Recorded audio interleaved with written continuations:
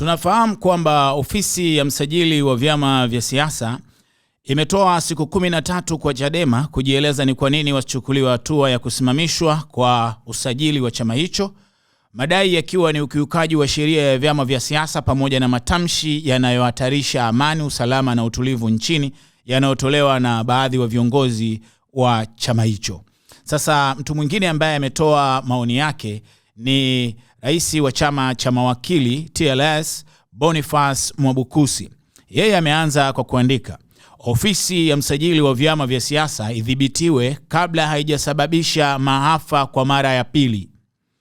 Tumeshauri sana na tunaendelea kushauri. Ofisi ya msajili wa vyama vya siasa ndiyo chemichemi ya vurugu za kidemokrasia ndani ya vyama vya upinzani na ina mchango mkubwa katika vurugu za Oktoba 29.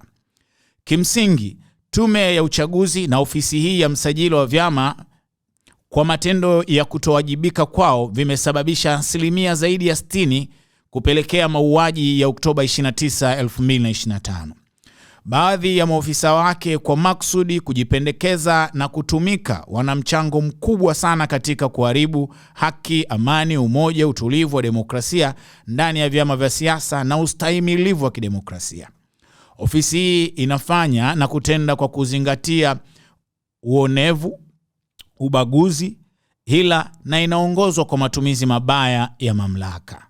Tunaweza tukalaumu vyombo vingine vya kusimamia sheria kama polisi, jeshi, mahakama na vyombo vingine vya ulinzi, ila tusisahau kuwa kinu kinachofua na kuandaa hila, fitna na machafuko ni ofisi ya msajili wa vyama vya siasa ambayo imeanza kazi ya kusajili vyama na imejigeuza ofisi ya kuvuruga utulivu ndani ya vyama na kuminya uhuru wa kidemokrasia na ushiriki mpana wa vyama vya siasa.